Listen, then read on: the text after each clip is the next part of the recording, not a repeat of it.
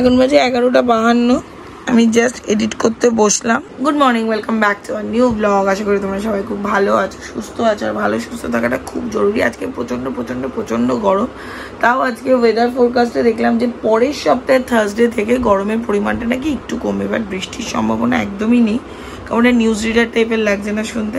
যাই হোক, গলাটা ভেঙে গেছে, কালকে বেশ হল্লাবাজি হয়েছে, এর জন্য গলাটা একটু ভেঙে গেছে।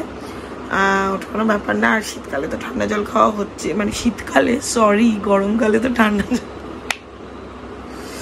গরমে পুরো পাগল হয়ে গেছি। গরমকালে তো ঠান্ডা জল খাওয়া হচ্ছেই, মানে কি বলবো, এত মানে আমাকে আবার ডায়েটিশিয়ান বলেছে 1 গ্লাস নর্মাল মানে রুম টেম্পারেচারের জলে একটা বরফ দিয়ে খেতে। তো ওটা খেয়েছি কালকে। আমি বরফের পরিমাণটা একটু বেশি নিয়েছিলাম, সেখান থেকে মনে হয় গলার একটু গন্ডগোল হয়ে গেছে। যাই হোক, তো এডিটটা করে নিই, তারপর বাকি কথা। স্নান করে এসে আবার ঘেমে গেছি। যাই হোক, ক্লাসগুলো সব সেট করছিলাম, যেহেতু কালকে পড়ানো হয়নি, আজকে পড়াতে হবে। আর আজকে ব্লগে তোমরা একটা ইনফরমেশন পেয়েছো, ওটা ডিটেলস আস্তে আস্তে আসবে। দেখা যাক, খুবই ছোট্ট একটা ব্যাপার, খুবই কিছু। আমি শুধু এটা বলছি, ক্লোদিং আইটেম থাকবে এবং রেগুলার ইউজের ক্লোদিং আইটেম থাকবে। সেটা বাড়ি থেকেই হবে, কোনো জায়গা নেওয়া বা কোনো কিছু সেরকম কিচ্ছু না। মার একটা ছোট্ট চেষ্টা। সব থেকে বড় কথা কি, মা সবসময় কিছু না কিছু করে এসেছেন। উনি চাকরি করতেন, উনি লজিস্টিকের বিজনেস সামলাতেন, এগুলো করেছেন। এবার এখন একেবারে বসে গিয়ে, আর কোভিডের পর বাড়ি থেকে বেরোনোটা মানুষের এত রেস্ট্রিক্টেড হয়ে গেছিলো না, তো সেখানে মা বললো যে আমি কিছু একটা স্টার্ট করলাম। তো বললাম হ্যাঁ, তবে এটা স্টার্ট করো। সেটা খুবই একটা ছোট্ট ব্যাপার, বাট এই ছোট্ট ব্যাপারটা কবে গিয়ে একটা বিশাল বড় ব্যাপার হয়েছে জানা নেই। তোমার সবাই পাশে থাকবে আমি জানি। আর এখন হলো, কালকে যে সায়ান জার কেকটা দিয়েছিল ওটা একটু খেলাম। আর কালকে ওই মাছের যে ব্যাটারটা ছিল, ওই ব্যাটারে বেগুনি ভাজা হচ্ছে, বেগুনি ব্যাটার ফ্রাই দেখাচ্ছি। Afternoon, welcome to Subrij family. চলে এলাম একটা ব্লগ নিয়ে, টাটকা ব্লগ নিয়ে। গরমে পারা যাচ্ছে না, টাটকা তো মনেই হচ্ছে না, অন্যরকম মনে হচ্ছে। এখানে এসেছিলাম আমার ফটোগ্রাফার, যে আমার ইভেন্টের সময় ফটোগ্রাফি লাস্ট যে কর্পোরেট ইভেন্টটা হয়েছিল তার কিছু ফটোগ্রাফি ওখানে ছিল, সেগুলো নিতে এলাম। এদিকটায় যেন মানে রাজাহাটে এদিকটা যেন আরও তেতে পুরো একদম ছাই করে দেওয়ার মতো অবস্থা। কালকে মাছের ওই ব্যাটারটা, সেটার মধ্যে আজকে বেগুনি। এত সুন্দর করে বেগুনিটা কে কেটেছে? আমি না, আমি কেটেছি। এখানে ভাজা হচ্ছে, এই যে বেগুনি ব্যাটার ফ্রাই। একটা হবে না কিছু মাদি? হ্যাঁ। গরমের মধ্যে দুপুরবেলা পড়ানোগুলো ক্যান্সেল হয়েছে। সোনাইকে ওই ঘর থেকে এই ঘরে ডেকে নিয়ে এসেছি, তাকে পড়ে রয়েছে। এবার আমি বললাম সোনাই চ একটু ঘুমাই। ও তো ঘুমাতে পারলো না, অফিসের একটা কল এলো, আর আমার পাশে বসে বসে বক বক করে যাচ্ছে, তখন বুঝতেই পারছি আমি কি ঘুমাচ্ছিলাম। যাই হোক, বেশ করেছি, আমি ভালো ঘুমিয়েছি। এদিকে আমি ওর পাশ থেকে উঠে বাথরুমে গেছি, বাথরুম থেকে এসে আবার শুচ্ছি। ও এরকম দেখে বলছি কে কে এটা, ও নাকি জেগেছিল, আমি নাকি ঘুমিয়েছি। তাতে তুই টের পাবি না, আর আমি ঘুমিয়ে ঘুমিয়ে মানে তুই বক বক করছিস আর আমি ঘুমাচ্ছি।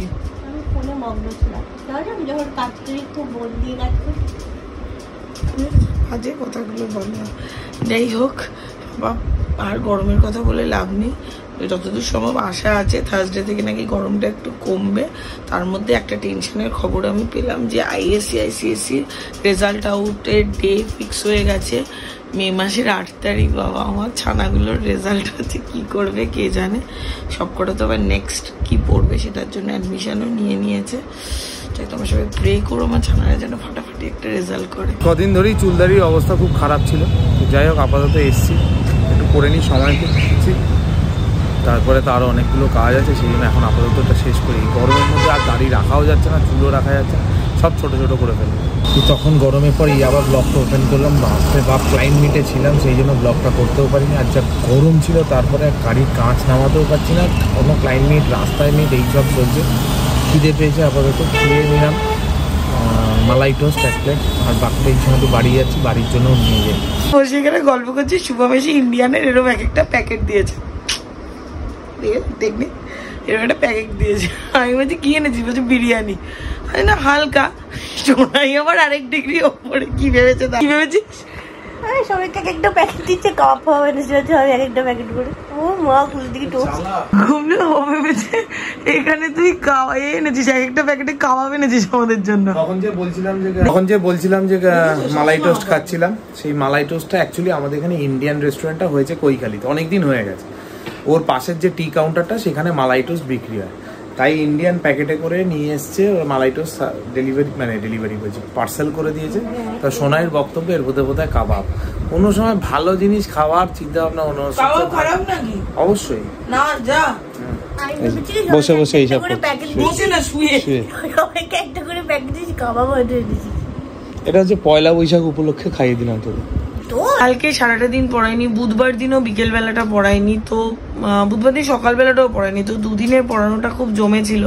এর জন্য আজকে পড়ানোর প্রেশারটা অনেকটা ছিল। তো আর পড়াতে পড়াতে তো ভিডিও আমি আজীবন করতে পারি না, আর ভবিষ্যতে করতে পারবো না। আর এটা করলেও বা কি করব, আমি ওদেরকে অ্যাকাউন্টসের অঙ্ক করাচ্ছি, সেটা আর কি বা দেখাবো, কি বা বোঝাবো, আর কি বা করবো।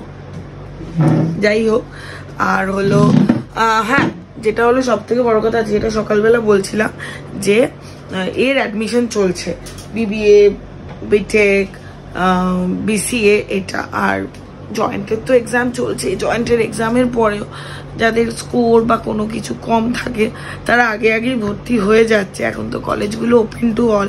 সে আমার মারফতও কিছু ভর্তি হচ্ছে, প্রচুর ফ্যাকাল্টির মারফতও ভর্তি হচ্ছে। তো সেই সব নিয়েও আমরা একটু ব্যস্তই আছি, কারণ এই টাইমটাই অ্যাডমিশনের একটা প্রেশার থাকে।